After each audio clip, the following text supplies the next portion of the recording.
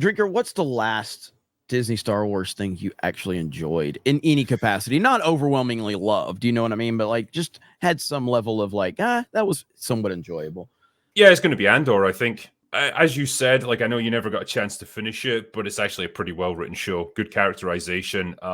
It's actually quite mature. It treats the Empire as a genuine threat, and it actually makes them quite intelligent antagonists, which is great. You know, after the fucking clown show that is the sequel trilogy, this actually makes them seem like a threat again.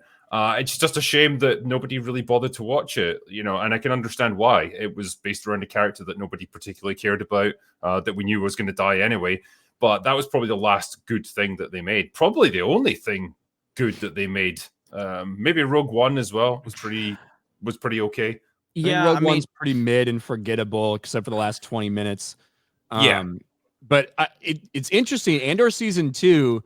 I'm wondering how it's going to go because they're attempting to do like a bunch of time skips because I think obviously Andor takes place over probably a couple month to a year time frame based on, you know, when he got locked up, all that different shit. Yeah. This one's supposed to take place over the next 4 years leading up to the movie.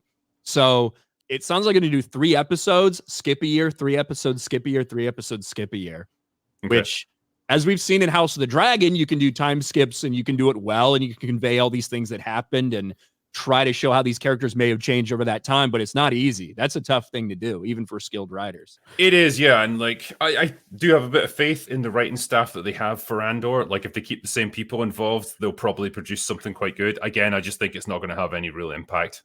And it's definitely not going to change the overall perception of Star Wars as a brand. It's fucked.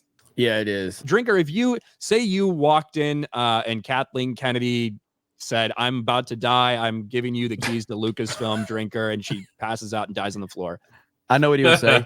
He would say, "Go away now." He would say, "Go away now." So now go ahead. Yeah. What would I do with Lucasfilm? Star Wars. And this is not like, oh, I'd wipe the slate clean. But realistically, at this point, because we know they're not going to retcon the sequels, but like realistically, what would you do from now?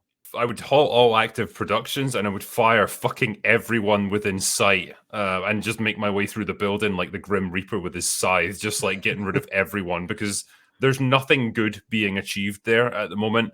The best thing you can hope for is to start over, whether it means like a new trilogy of movies. In fact, I probably would halt all TV shows because they're a fucking waste of money.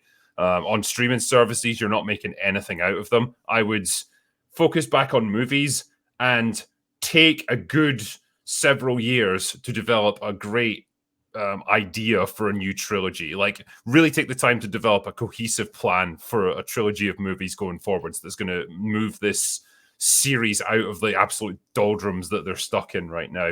That would be the best thing I could think to try and fix this. And if you get a couple of good movies in a row, that might start to win people back. It might start to rebuild a bit of confidence in your brand. But it's going to be a slow process. And I think you'd have to be prepared for that fact. One good TV show or one good movie is not going to suddenly have people flocking back to Star Wars.